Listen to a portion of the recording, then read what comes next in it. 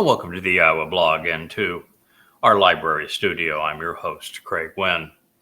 Today is Tuesday. It is the 29th of September, 2025, which means, at least here in the U.S. Virgin Islands, we're about 30 hours away from celebrating Yom Kipurym.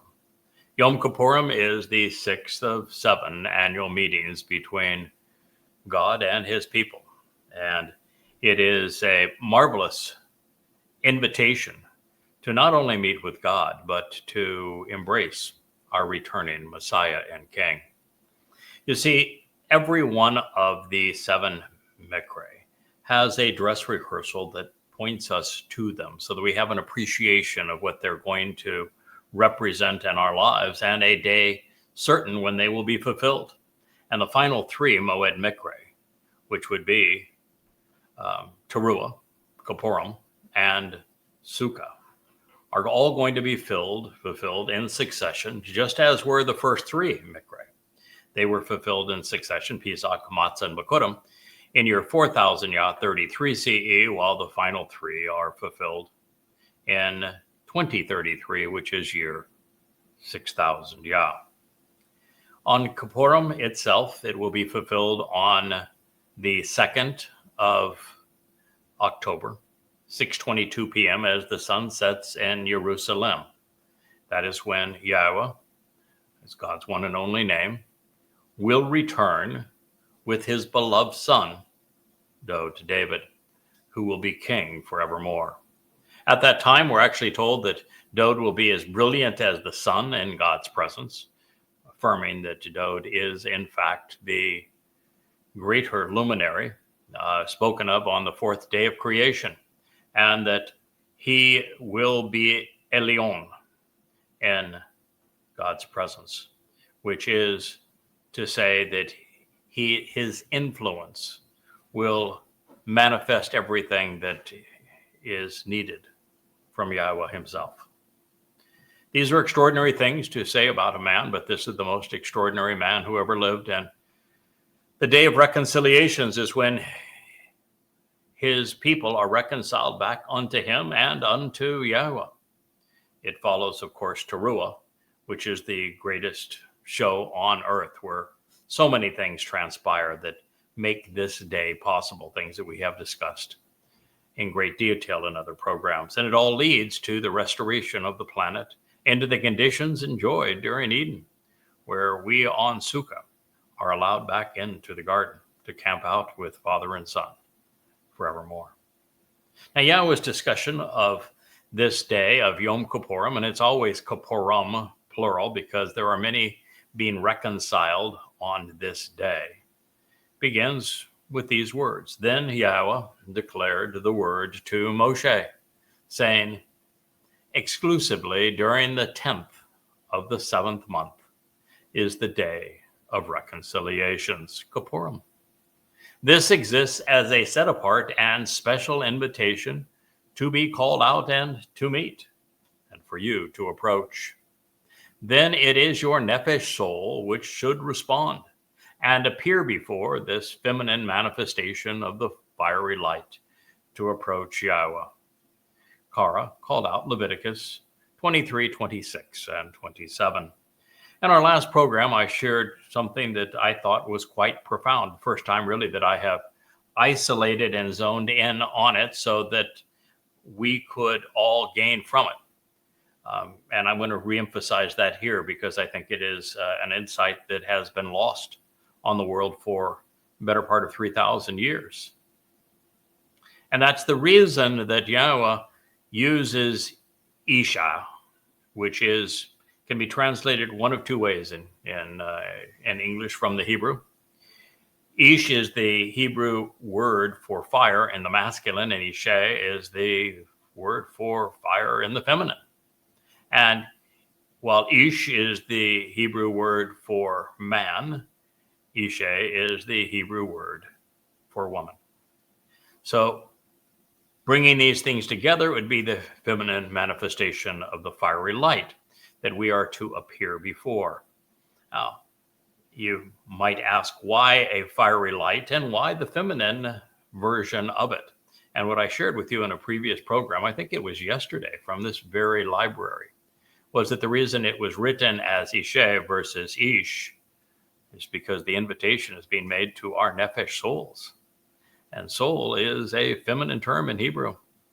Yahowah wants you to make this important distinction, that your physical body has nothing to do with a relationship with him. It isn't your physical body that benefits from Pesach, Matzah, and Bikurim, Shavua, Teruah, Kipurym, or Sukkah. It is your soul.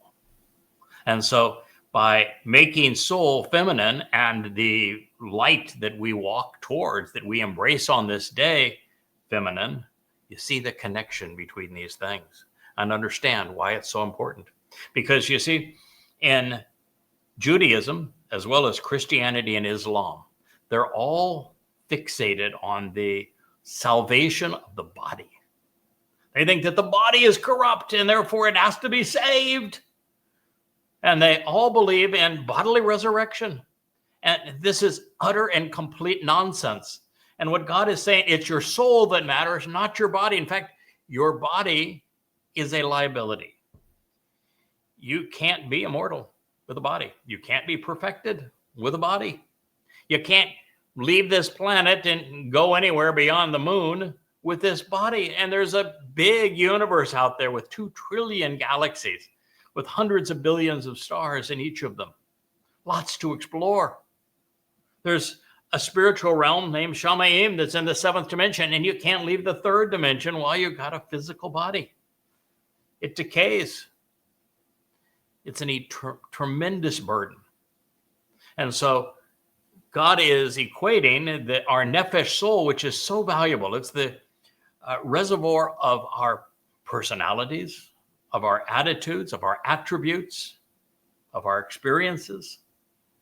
And it is our soul which gets to transition this mortal life that is so finite and so limiting and enter the eternity of a perfected relationship with Yahowah. Now, why fire, you might ask? Why would God invite us on this day to appear before a fire? Well, what is it that makes fire special? Does it not devour decaying organic material and turn it into energy and light? And isn't that what God is offering us through Pesach, Matzah, Bikurim, Shavua, Teruah, and now Kipurym?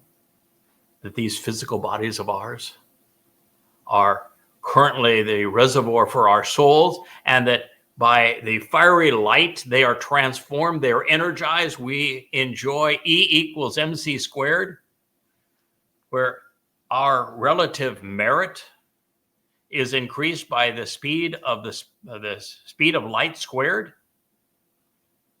That's quite the increase, don't you think? And that is what God is offering us, and that's why the metaphor exists, to approach the fiery light, so that we then can approach Yahowah, who is spiritual energy and light. We become like him, just like the fire devours that which is useless and elevates that which was dying and decaying into something magnificent like light and energy. So our nephesh soul is our consciousness. Common to all animals, it is the essence of life. It is what makes us aware. The differential between plants and animals is that animals have souls, which enables them to observe and respond to the environment around us, to be responsive.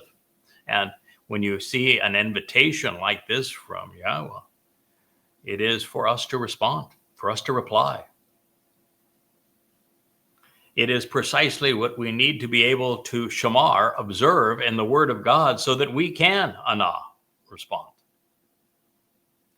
Yahweh provided humankind with a nasama, a conscience, and that is different than consciousness. A nephesh is consciousness, this form of life that enables us to, as I say, observe and respond to our environment. But a nasama is what enables us to relate to God. It enables us to be judgmental, to exercise good judgment, to discern between right and wrong, good and bad, productive and counterproductive. A nesama is required to process the information in the tree of knowledge so that we can grasp hold of the tree of lives. And so with our nesama, we can journey with our soul from here to there, giving us the ability to think logically and to make reasoned and moral decisions about who God is, what he is offering and asking in return. Now, this is an aspect of our nature that is currently, well, it's ebbing away, this nesama, because it ceases to be functional in most people because it is unused. And Marxism, it is something that you're encouraged to disregard. Marxism, they don't want people exercising good judgment. They don't want them thinking. They don't want them processing information and responding in a judgmental fashion because, well, Marxism doesn't hold up to good judgment. It's a failed system. Man collectively is worse than man individually. But the same thing is true with religion. You have to have a dysfunctional nesama to believe the stupidity of Christianity or Judaism or Islam. I mean, those religions are so easily disproved. I mean, here's volume 3 of 5 disproving Islam, each 825 pages long, each with multiple proofs against the credibility of Allah as a God and Muhammad as a prophet and the Quran as a thoughtful book over and over and over and over again. Same thing is true with Christianity. I prove that God is not a man, that men cannot kill God, that Jesus never existed. Paul made him up in 52 CE, that resurrection, bodily resurrection, is counterproductive. It's the stuff of pagan deities, and that the Christian New Testament never once cites God accurately, never once mentions his name, and is completely false. And then in the series called Babel, I proceed to undress rabbinic Judaism so that you know that it is also untrue. So it's important that humankind use their nesama to think their way out of religion and away from politics so that you're receptive to who Yahowah really is, to his name, to his beloved son, Dod, to the actual intent of the 7 Moed Mikre, to where we are on his timeline, what's going to happen to Yisrael over these next 7+ years, so that you know who the great betrayer is, and you, to the greatest extent possible, try to expose and condemn the role of Donald Trump in destroying Israel and the world.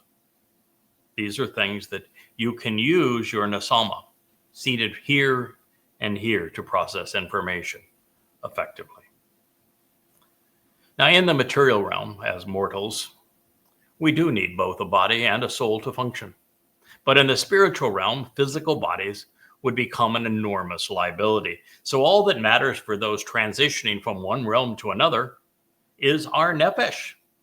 It is the repository of almost everything that makes you, you, including your attitudes and your aptitudes, your personality, your character, and the memory of your past experiences and aspirations.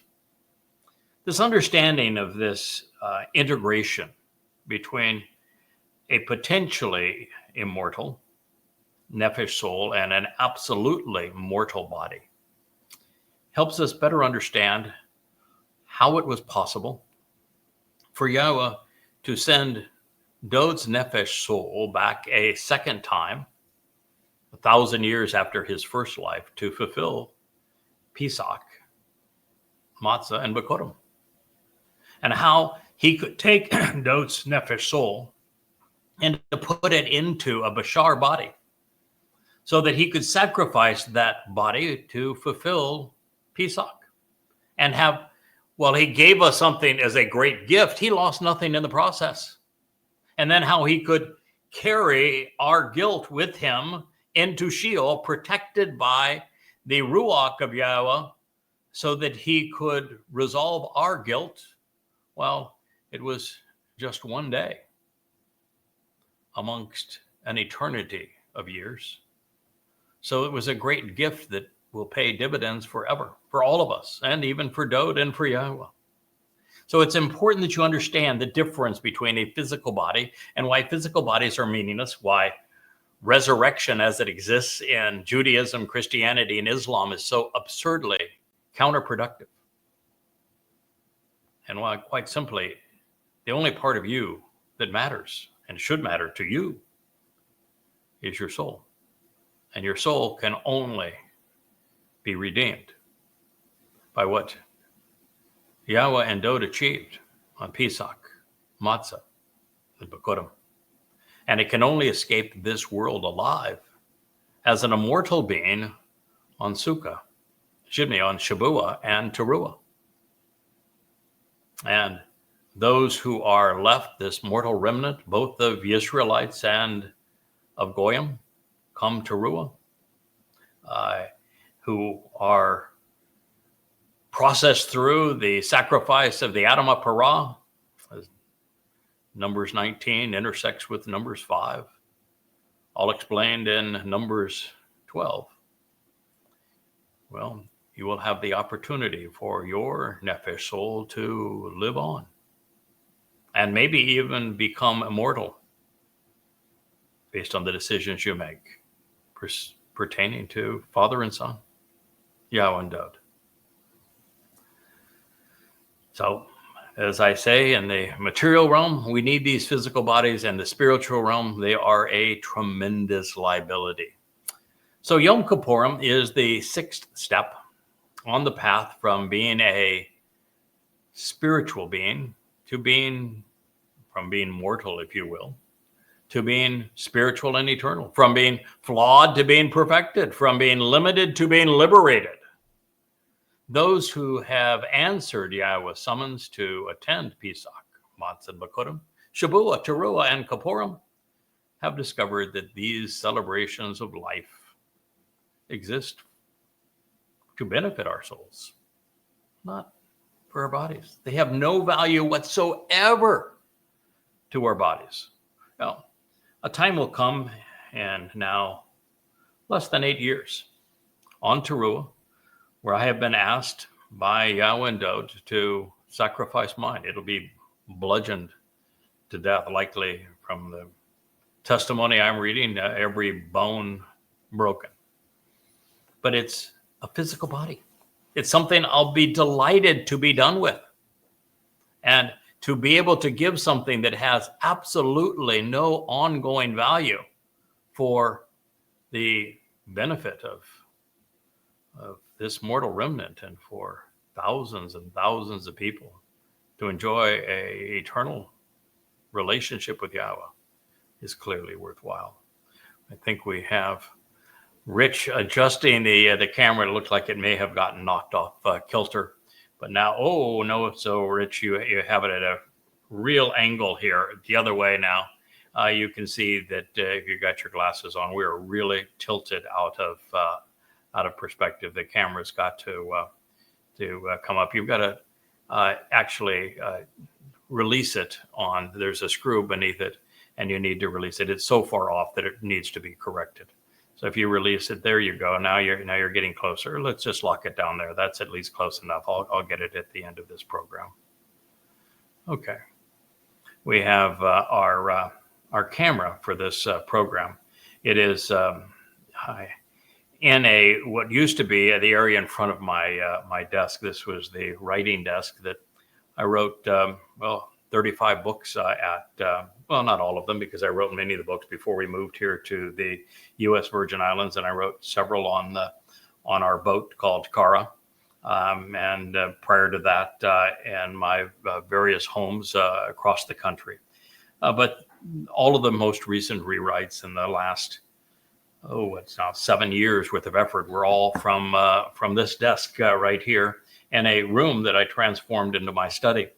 And now, of course, it is filled with lights and cameras and streaming computer equipment and microphones and all manner of things. And when people come in and clean the room or work in this room now, they walk past that camera, and it's easy to knock off kilter. So I apologize for the interruption, but these things happen because they say this is a work environment that we transformed from a wonderful study where I enjoyed many moments learning from Yahowah and expressing and sharing what he had taught me, to a period where Yahowah says, I want you to talk to my people. I want you to get cameras and lights and microphones and live stream what you have learned, so that they might come to know me again, so that they might come to embrace what you've come to know about my beloved son. So that is why we're here. And normally I would check the screen to see if we're all square and level, and we're not quite at this point, but we're so much closer, we're going to call it good enough and continue this program. So Yom Kippurim clearly is the sixth of 7 steps. If you look over my left shoulder, you'll see a menorah that is turning. Over my right shoulder, you'll see a menorah that is crafted more in the original form. That sixth of 7 lights represents Yom Kippurim. It is a 6+1 plan that brings us back home over the period of 6 + 1,000 years. So 6,000 years from the time we were escorted out of the Garden of Eden to the time that we'll be brought back into the Garden of Eden, and another 1,000 years then in celebrating Sukkah, where we camp out with God on earth, and the conditions mimicking what we experienced in Eden so long ago. So those who have answered the summons that Yahowah has made to attend Pesach, Matzah, Bikurim, Shabu, and Teruah are now immortal covenant members, watching and participating in Yahweh's return with Dod, who are also, of course, immortal beings. And those that the sacrifice of the Adam HaParah has benefited, and that Eliah has explained as the master of ceremonies, these many thousands of Yehudim, Yisraelites, and Goyim gathered in Yisrael for this day for the return of Father and Son, well, they too will have benefited enormously by the events of these last 15 days. Therefore, Yahowah is summoning souls to answer his invitation to meet with him. He prepares our souls to enter his presence through contact with the set-apart spirit, this marvelous manifestation, if you will, of his fiery light and what it can do for us. And that explains why these instructions were issued in this way. So there is no question that a nephesh is used to describe our souls, and that a nephesh is feminine, as is Isha, this fire. And for reasons that I've articulated, it's important for you to know that it is our souls, not our bodies, which benefit from Yahowah's provision. And while that sounds simple enough, rabbis have managed to totally misconstrue Yahowah's intent. In their twisted minds, Jews must deny themselves on this day, doing numbers of things, including fasting, which is a physical thing, is it not? Wrong. And they twirl chickens over their head, and just mean. Moreover, fasting actually deprives the body, and God was addressing our soul. To contravene Yahowah's intent and negate the ensuing benefits, rabbis had to mistranslate, misrepresent, and misconstrue most of what Yahowah said. For example, they turned this, and I'm going to read it, and then I'll tell you what they turned it into. Then Yahowah declared the word to Moshe, saying, exclusively during the 10th of the 7th month is the day of reconciliations. This exists as a set apart and special invitation to be called out and meet a mikra, for you to approach then your soul should respond and appear before this feminine manifestation of the fiery light to approach Yahowah. That was corrupted into the Lord spoke to Moses, saying, mark the 10th day of the 7th month is the day of atonement, and it shall be sacred, a sacred occasion for you.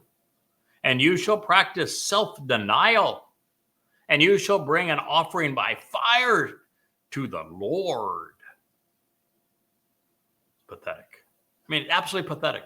To claim that a Bible, and this happened to be from the Jewish Publication Society, JPS, their Tanakh, to claim that it is the Word of God is to completely misrepresent God.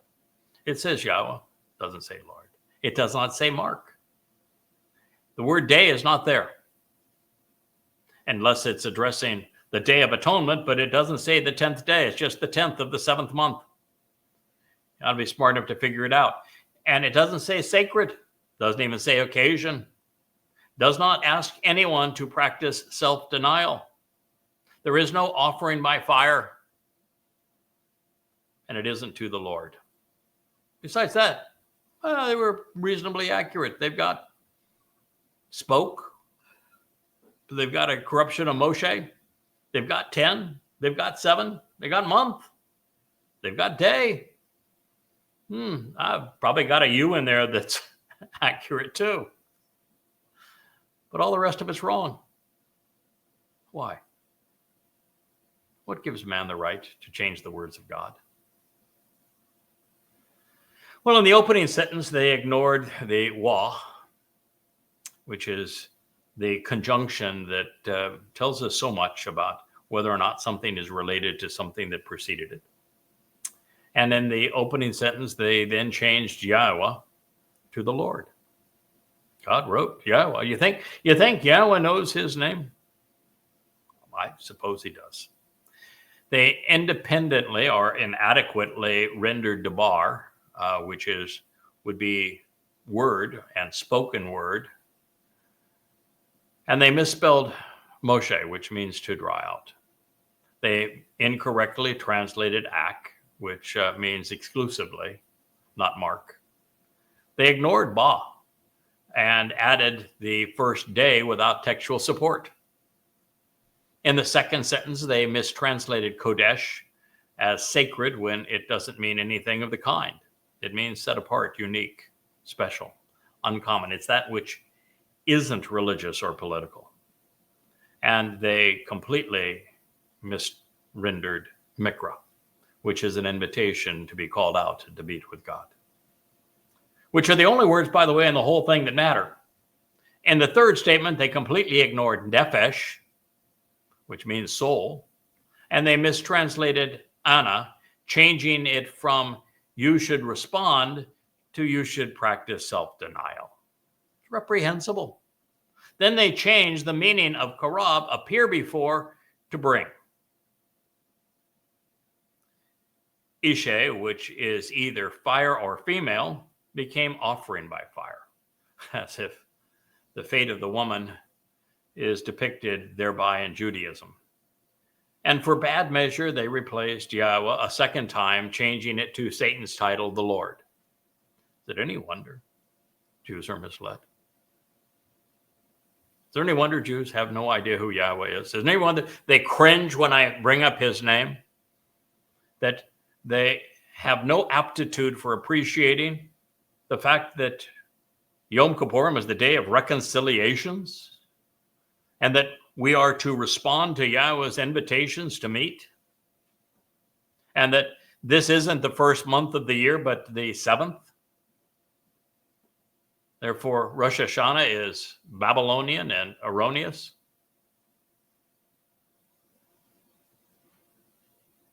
They have been misled by Judaism,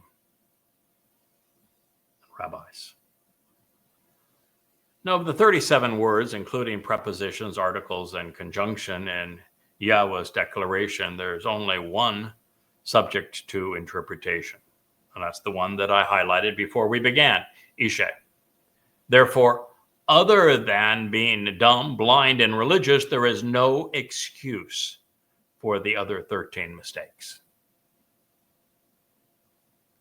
Going out on a limb here, I think we can credit Yahowah with knowing his own name. And since he declared these words to Moshe, methinks men have to be exceedingly full of themselves to replace God's name with a title of their choosing. But at least they were consistent, and that it could be a good thing after all, had it not served to repeat, the same mistake. And when I say it could be a good thing, if Rabbinic Judaism, responsible for the JPS Tanakh, had actually used Yahweh's name and drug that glorious name into their religious malfeasance, it would have tarnished his name, would have sullied his name. The very fact that they removed his name and then went ahead and spewed their lies makes their lives a lot less damning. Now, misrepresenting Kodesh is inexcusable. Not only because the word's meaning is clearly known, or because it is used to describe so many things special to God, but because being separated from religion to become set apart and thus special to Yahowah is essential. It's a prerequisite in the covenant. Kodesh is among the most important concepts to ascertain when dealing with Yahowah's lexicon.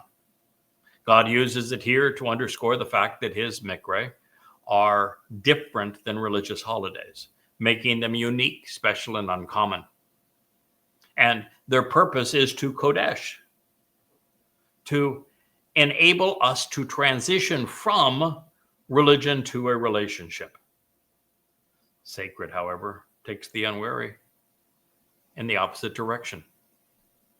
To rob mikra of its relevance by rendering it an occasion is a horrible crime. Its very composition begs us to ponder the implications of kara, being summoned and invited, reading and reciting, being greeted and welcomed, while making proclamations about being called out.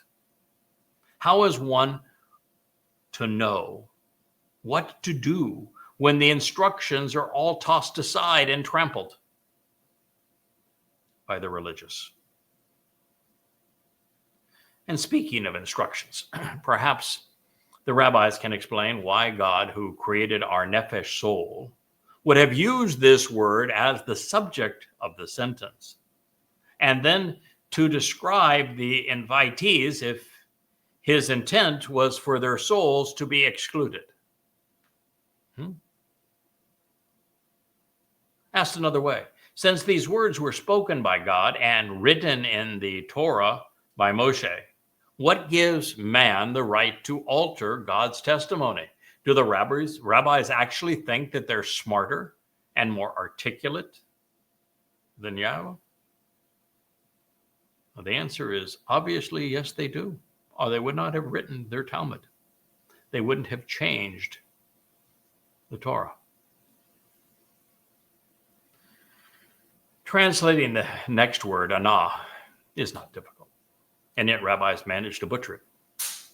The verb appears over 400 times in the Torah and the prophets. Especially telling, it is used repeatedly in connection with the mikre, these invitations. Anah means to answer, to respond, and to reply. That is the most intelligent thing to do, indeed polite, when receiving a summons or an invitation from the Almighty. Further, this is Yom Kipurym, the day of reconciliations, denoting Yahweh's return on behalf of his family. How dense do the Hasidics have to be to turn such a wonderful occasion into a day of deprivation and affliction? Oh, we're so sad God is returning. Oh, it's the end of us. Whoa. What are we going to do if Yahowah returns? We're all out of a job. We're done.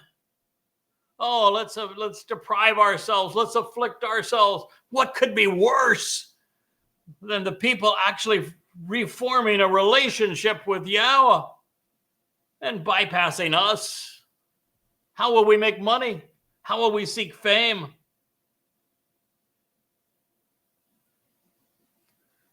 Keeping it real, rendering Anah as you shall practice self-denial, requires a level of stupidity that is unfathomable. It is akin to saying, God is coming to save us, so quick, let's deny him, and let's keep him from being able to do so.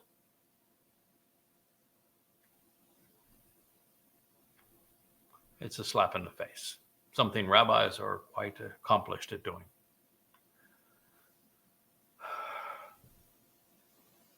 Well, it's almost always appropriate to translate Anah, reply, answer, and respond. Now, it can also be rendered testify, become a witness and sing, or listen and then speak. On rare occasions, should the context dictate no other option, Anah can be rendered as afflict. For example, in Mitzrayim, the children of Israel were Anah, oppressed and suffered under religious and political persecution. However, since the Mikra exists as God's means to free his people from such suffering, it is certain that they do not exist to impose misery. Being afflicted, disturbed, and oppressed, in a state of anxiety and distress, being miserable and wretched, being raped and violated in humility, denying oneself is not how we celebrate a reunion with God when our relationship is reconciled. If you cannot get this word right in this context, you have no business speaking for or being anywhere near God. You're conveying the opposite of his intent. That's not good. Now, as we move on to the next word, karab is a verb appearing nearly 300 times. Its meaning is so clear that to misrepresent it implies intent to deceive. Karab conveys to approach, to come and draw near, and to be present in close proximity. It does not mean, as the JPS published, bring or bring an offering. To karab is to be present, not to bring a present. In our initial encounter with Ishay and Isha, depending on how the word is vocalized and as it's written in the text, there is no distinction between the two. And as a matter of fact, the hey at the end of the word would be pronounced ah in about 99% of all circumstances, just like it is in Torah, just like it is in Yahowah. I was forthright in explaining the possibilities. I've always been. I always put every card up, face up on the table, tell you how to spell them, how to look them up, how to verify things for yourself. And what I have told you is that Isha can be one of two things. It is either a woman, female, or it is the feminine variation of Esh for fire. The same word is written the same way. And so it is a symbol that Yahowah is using to convey what he is offering on this day. Not what we are offering, what he is offering, so that we can approach him. And for us to approach him, our souls need to be enveloped in light and energy. And the way to do that is to approach the very fiery light of God.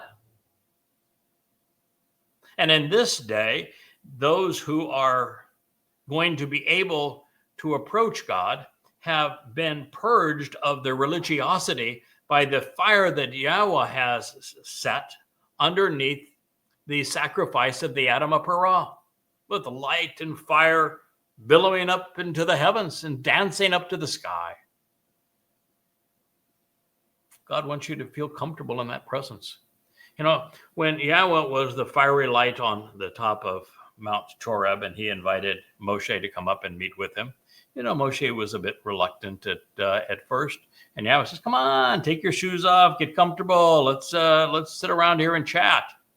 Well, let me introduce myself by name, so you know who I am. We'll have a lovely talk. I'm gonna tell you what I want, and the like." And Yahweh said, "I'm going to bring you back to the same place." They came back to that place, and Yahweh's fiery light appeared on top of Mount Choreb again. And God told Moshe, "Listen, I want you to go down and you give your people 3 days to get all dressed up, all cleaned up, all prepared, get their minds right. And then I'm going to appear beside you with this fiery light. And I'm going to explain to them in my voice that I am the one inspiring you, that greater God of the universe is offering this message to you." And so Yahweh did, and the children of Israel responded very, very inappropriately. But they were exposed to the very fiery light of God. They happened to tell God to go away and that they never wanted to see him or hear from him again. And so when Yahweh is returning, he's going to preface his return by this great fire under the sacrifice of the Adam of Perah. And going to use that fire to extinguish all who are opposed to him, the political, the religious, the anti-Semites, the conspiratorial. They'll all be incinerated. And those who are in Jerusalem, who have the right attitude and aptitude to proceed into the millennial Shabbat, they're going to be purged by that fire. And then when Yahweh returns with Dode, we're told that Dode will be so brilliant, he'll be as brilliant as the sun. You getting the picture? It's a transformation. It's an empowerment. It's an enablement for our souls. This is important for you to have as an appreciation. So Yahweh chose to manifest his presence to the children of Israel using Esh fire for a reason. Fire provides light. It attracts attention. It is warm. It is beautiful. When approached correctly, it can be exceedingly valuable to us, or incorrectly destructive. It can be used to remove pathogens from water and to cook food which would otherwise be unpalatable or unsafe. And speaking of safety, fires are used to protect a campsite and to extend our journey into night, giving families the opportunity to commune together and longer. And the heat and smoke of a fire rise up to the heavens, symbolic of the Mikre's purpose. In addition, with the transformation of our nature from physical to spiritual during the Moed, fire converts organic material into energy and light. God uses metaphors that are phenomenally insightful, does he not? But have you ever had them explained to you previously? Now, this realization and these insights may be the peripheral reason why Yahweh asked Moshe to scribe Isha, this feminine depiction of fire, into his invitation. With these metaphors in mind, concepts as familiar to us today as they were 4,000 years ago, we can see why Yahweh would ask us to approach him by way of the purifying warmth, protection, enlightenment, and transformative nature of a fiery light. Now, the projection of both a transformative effect on our nature is also evident in the very nature of the covenant, where we are embraced as part of God's family. As a seven-dimensional being, Yahweh cannot enter the three-dimensional realm that he created for us without using symbols, probes, projections, messengers, implements, and of course his words. Fire is one of those symbols. It symbolizes light, the principal metaphor for Yahweh's nature. He has a nephesh, which he can use as a probe or a projection of his nature. But his spirit, his ruach, is another way that he can convey his presence. A malach can serve as a messenger and implement to convey his presence as well. Now, so that you have some appreciation for what Yahweh wants us to overcome by way of these amplified translations, The Jewish Publication Society was not the only religious institution corrupting the Word of God. The English Standard Bible reads, "It shall be for you a time of holy convocation, and you shall afflict yourselves and present a food offering to the Lord." Well, there is no word for time. There's no word for holy. There's no word for convocation. There's only a word for afflict if you go to like the 10th definition and bypass all of the appropriate definitions in this context of anah. It was nephesh, soul, not yourselves. It was no present being called for or being offered. No food mentioned, and no Lord in the text. The King James Bible presents, "And ye shall afflict your souls, an offering made by fire unto the Lord." No afflicting, but they at least got souls right. No offering, but they wrote it twice. There is no mention to made by fire, just simply a fire. There is no mention here of approaching. And of course, there was no Lord in God's statement. Knowing that afflict was wrong, of course, the New American Standard Bible substituted humble, but otherwise changed ye to you. The New International Version replaced souls with yourselves and afflict with deny, as did the NILT, the New Living Non-Translation, a paraphrase. Although their paraphrase concludes with, "and present special gifts to the Lord." The Lord is Satan, so you can choose whatever gift you want to give him that you think is special. Now, if not for my affection for monkeys, I would say monkey see, monkey do. But monkeys, while sometimes menacing, are never deliberately evil. Changing the words Yahowah conveyed to invite us to be reconciled into terminology leading the unwary in the opposite direction personifies evil. While I do not claim to be inerrant, I can say for certain that the JPS, English Standard Version, New American Standard Bible, New International Version, and New Living Translation are absolutely wrong. But they're not alone. Every popular English Bible made really all of the same mistakes. And this is no small point. Yahowah will go on to say that he will destroy the souls of those who fail to answer his summons and appear before him on this day. And while that may sound harsh, it's actually for the benefit of his children. No one should have to endure an eternity of religious shenanigans or be around people who weren't bright enough to realize they were being played for fools by those who wrote the New Testament, the Talmud, and the Quran. Continuing on our quest for knowledge, when we search the word, we discover that Ishay's first use is in Shemoth, Exodus 29:18, while it appears again in Shemoth 29:25, 29:41, and 30:20. Yahowah usually defines this term in their first application. For those interested in searching other instances, Ishay, most of those occurrences are found in Kara Leviticus, beginning in 2:11, 2:16, 3:3, 3:9, 3:11, 3:14, and 3:16. You'll find Ishay again in Kara 22:22 and 22:27.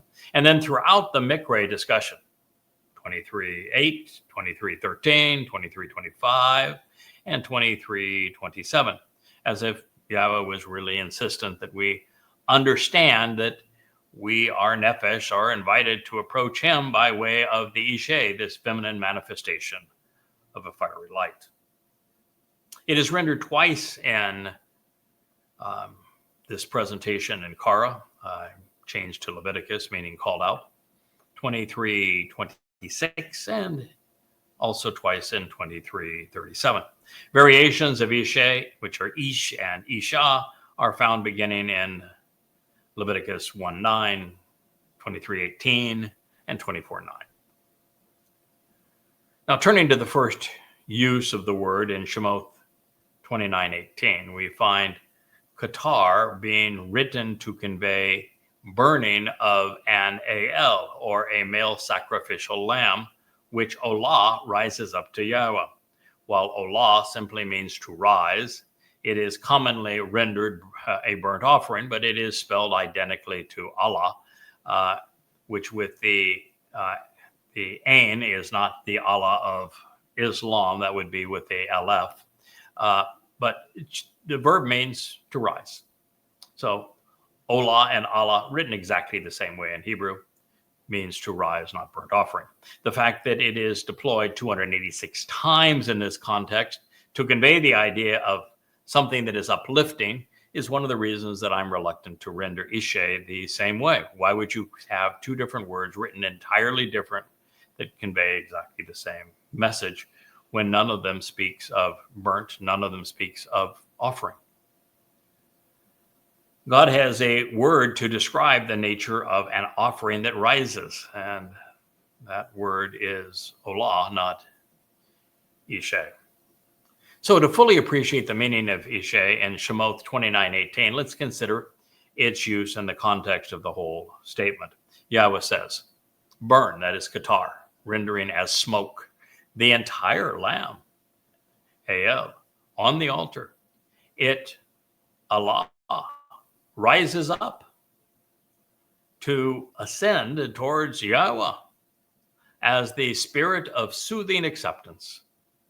This feminine manifestation of the fiery light, Isha, serves as a counselor, reconciling us to approach Yahowah.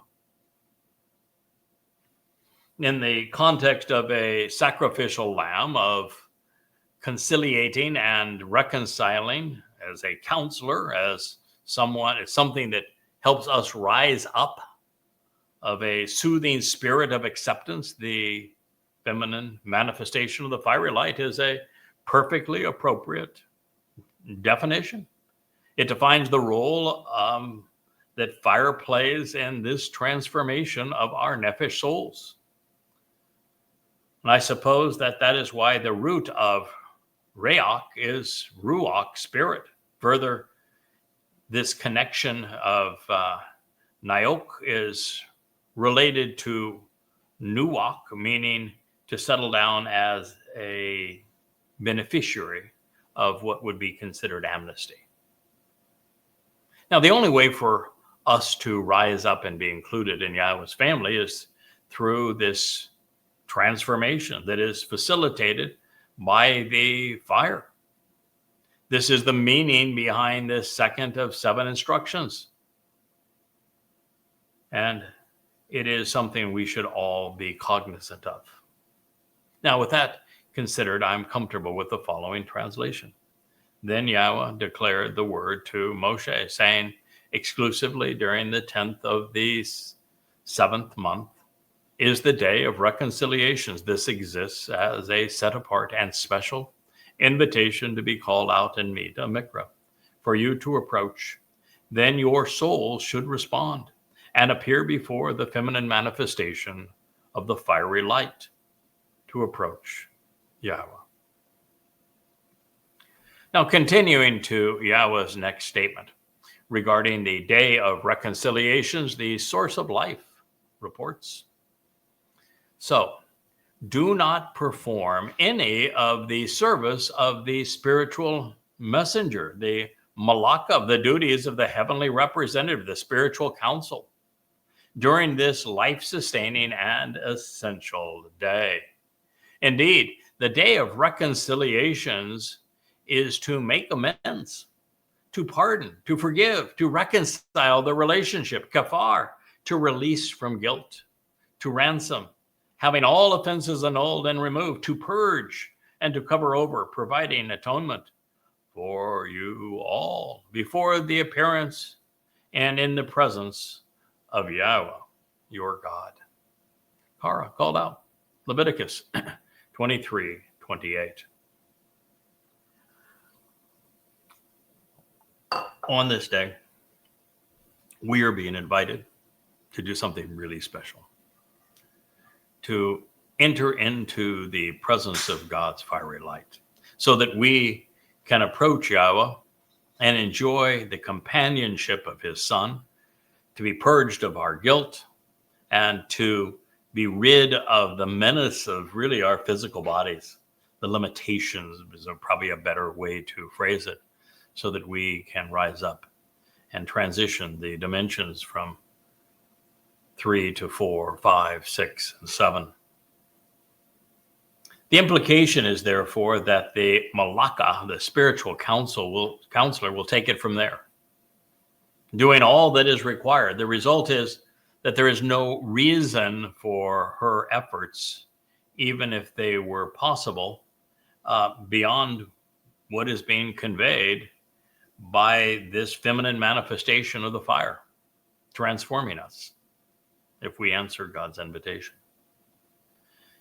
Now, the set-apart spirit, the Ruach Kodesh, is tasked with the responsibility of communicating God's presence to us, enhancing our understanding of the word. The Choder is enhanced with the 7 Ruach of Yahowah. And she actually performed a marvelous role in our perfection, because had it not been for Yahweh's projection of his Ruach enveloping Dod's Nephesh soul, Dod would not have survived or been successfully released from Sheol. The only reason that Dod was able to enter Sheol and be taken back out of Sheol is because of the protection that the Ruach provides. So imbued with her energy, we are not only enlightened and empowered, but we can become immortal. That what makes this day a stem, life-sustaining and essential. You know, God's Son, our Messiah, the Zeroah, paid the ransom to make amends on Pesach, and most importantly, by going into Sheol on Matzah. And this is what's being offered. Now, should we have not done our homework, I should say, and had not explored the actionable root of Kipurym, God comes to the rescue here, as he usually does. Sometimes we just get a little ahead of the story. And he tells us that the verb that underlines Kipurym, which is Kippur in the plural form, is kafar. And he invites you to consider its implications. And it describes what is occurring on Yom Kippurim. God is making amends by pardoning us, forgiving us, reconciling the relationship by having provided the ransom to release us from the control of others and from resulting guilt.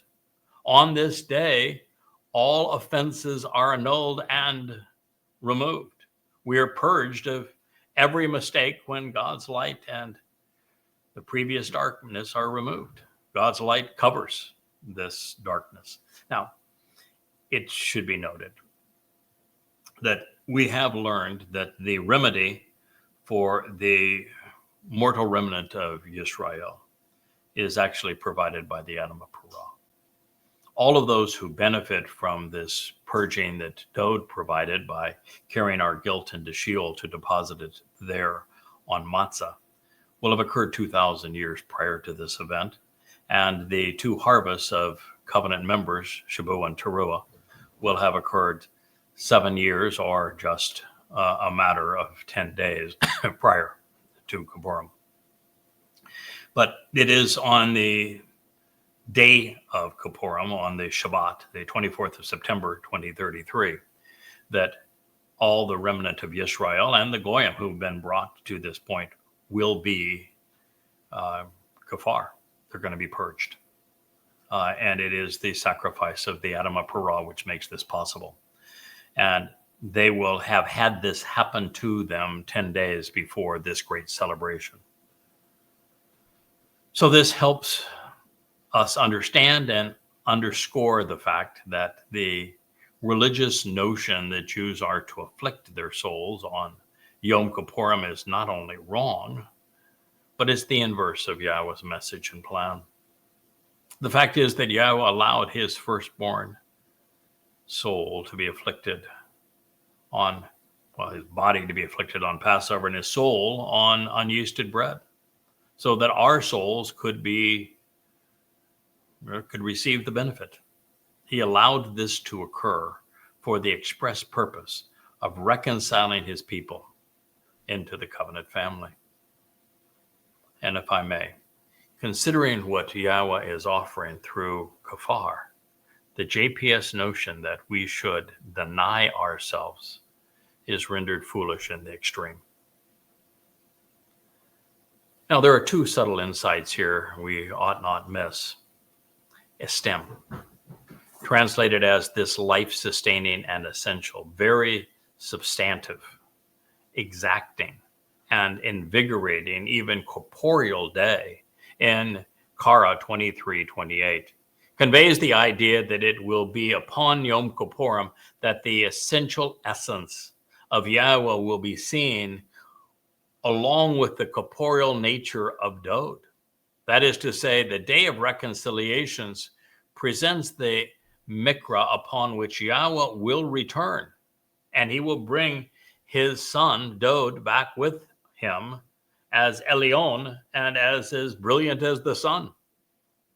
The fact that he is coming to restore his relationship, or enjoy actually a relationship that has now been restored because of what took place on Teruah. It makes it possible for this remnant of Yisrael and Yehudim and the gathered Goyim to enjoy what is really the most essential day in human history. It follows the greatest show on earth. So STEM underscores the role of of all that God has laid before us, of this great transformation. It speaks of empowering and invigorating, of being life-sustaining, but a stem means that those who benefit from this day are going to have a backbone. They're going to be standing erect, that they're not going to be all bowed over or hunched over or on their knees, just the opposite. Now, along these lines, and perhaps as a confirmation, we are told that all of this would occur la pene, before the appearance in the presence of Yahweh. These insights strongly suggest that we should mark our calendars in the recognition that Yahweh will be returning with his beloved Son, the Messiah and King, on Yom Kippurim in year 6000 Yah. And yes, Maimonides in his screwball sanctification of the moon scheduling was 197 years off. We are just 8 years shy now of year 6000 Yah. You better get ready. This will occur at sunset in Jerusalem, the 2nd of October, 2033. And yes, I am extrapolating from these clues, but I have it on really good authority. Because there's only one way to God, a straight path through the 7 invitations to be called out and meet. Therefore, Yahweh warned, truthfully, any soul which by association does not answer and respond, lo ana, during this life-sustaining and essential estem day, that soul will be cut off and either eliminated or separated. Karat. It's actually she, because it's speaking of the nefesh, soul, being feminine, will be severed, ceasing to exist, or banished, excluded and destroyed, or exiled per the agreement in the Nifl Perfect, The subject, which is the soul, both carries out and receives the consequence of being cut off at this moment. In other words, if that happens to you, it will be because of you. And is separated from being with its family. The family, of course, is the bereth, from Bayeth, family, meaning the covenant. Leviticus 23:29. This is the place that we will return on our next program. And so I'll not belabor the point, but beyond to say, the only thing of value is your nefesh soul, no matter what happens to your body. If your soul is right with Yahowah, you will live forever in his presence. You will inherit everything that he has to offer.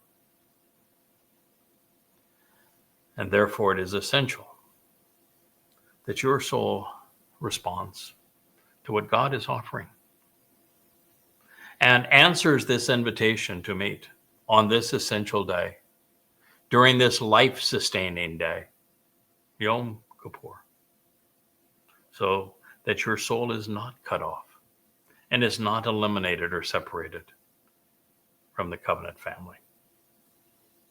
Please, it's God's invitation to you. It's his gift to you. Consider it. Act upon it.